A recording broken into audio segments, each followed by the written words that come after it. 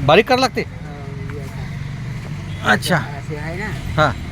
हे झाडे आहेत बारीक. हे काय बारीक करावं लागते.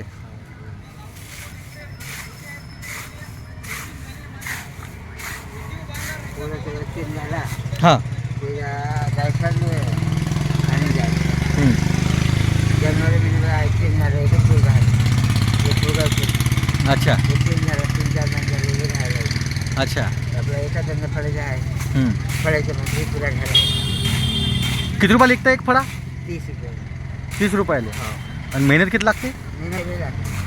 हां. मेहनत लागते आणि भाऊ मला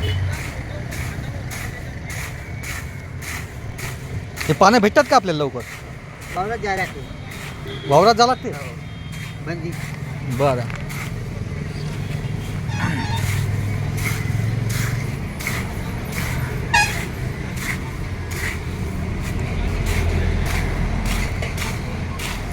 मित्रांनो तुम्हाला दाखवतो हे अशा पद्धतीनं हे आणतात इथे.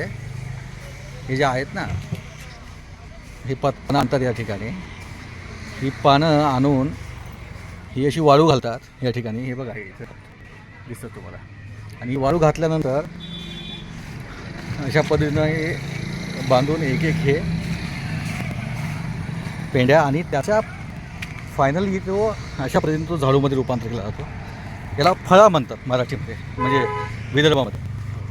आणि याला लक्ष्मीची किंमत असते. लक्ष्मी म्हणून याला पुजतात. या फळ्याला खूप मोठा मान असतो या फळ्याला.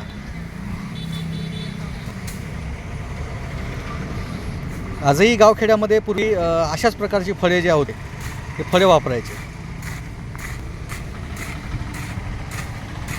प्रचंड मेहनत लागते याच्यामध्ये. असं एक एक व्यवस्थित ते बारीक बारीक बारीक बारीक त्याच्या पानांची जी हे असतात त्याला बारीक बारीक करतात आणि त्यानंतर तो झाडण्याच्या लायक होतो. आणि त्याने झाड नाही होत. असे जास्त जाळ्या असतात बघा. हे बघा हे जाळ्या असले जास्त हे करता येत नाही. बरोबर. याला व्यवस्थित हे करावं लागतं तेव्हाच तो झाडण्याच्या लाखेचा बनतो. हे सगळं झाडून वगैरे या पद्धतीनं तो फळा बनतो. बाबा एक झालेला फळा आहे का. हां झालेला फळा. हे आहे.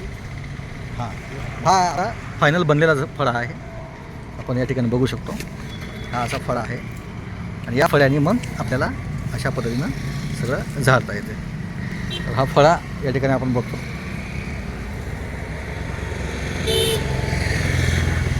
30 रुपयाला हा एक फळा आहे जो आपल्याला विक्रीसाठी अवेलेबल असतो.